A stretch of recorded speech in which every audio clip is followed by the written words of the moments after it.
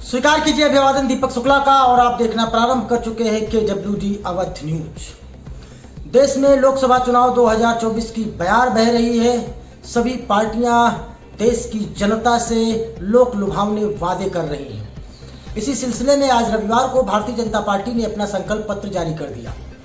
Bharatiya Janata party ने अपने संकल्प पत्र का नाम मोदी गारंटी दिया है। भारतीय जनता पार्टी ने संकल्प पत्र जारी करते वक्त प्रधानमंत्री नरेंद्र मोदी, रक्षा मंत्री राजनाथ सिंह, गृह मंत्री अमित शाह और वित्त मंत्री निर्मला सीतारमण मौजूद रही। भारतीय जनता पार्टी ने देश की जनता के सामने चुनावी वादों का पिटारा खोल दिया है। हालांकि किसी बड़ी योजना का ऐलान तो भारतीय जनता पार्टी ने अपने इस संकल्प पत्र में नहीं किया है, लेकिन कई योजनाओं को विस्तारित किया है और कुछ नई योजनाओं का भी जिक्र किया है। इस भारतीय जनता पार्टी के संकल्प पत्र के प्रमुख बातें निम्नलिखित हैं। भारतीय जनता पार्टी ने अपने संकल्प पत्र में कहा है कि मुफ्त राशन योजना अगले 5 सालों तक जारी रहेगी। भारतीय जनता पार्टी ने यह भी कहा है कि 70 साल से अधिक उम्र वाले बुजुर्गों को आयुष्मान कार्ड के तहत अब मुफ्त इलाज मिलेगा। भारतीय जनता पार्टी ने कहा है कि वह 3 करोड़ लखपति दीदी आने वाले 5 सालों में बनाएगी। भारतीय जनता पार्टी ने अपने संकल्प पत्र में युवा, बेरोजगार, महिला और किसान पर फोकस किया है।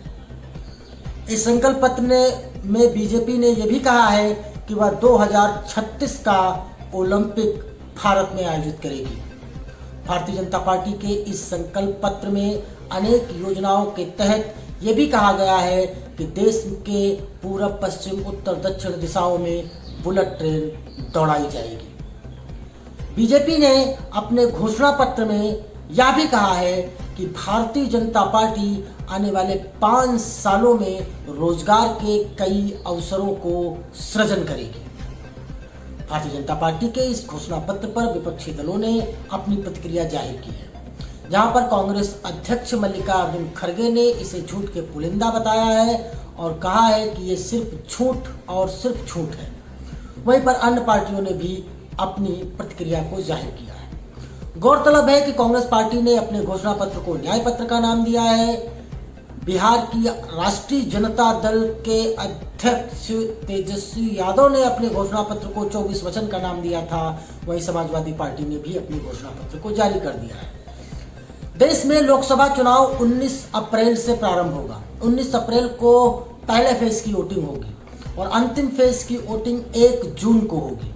4 जून को नतीजे आएंगे, तब यह पता चलेगा कि किस पार्टी को या किस गठबंधन को देश की जनता का आशीर्वाद प्राप्त हुआ है।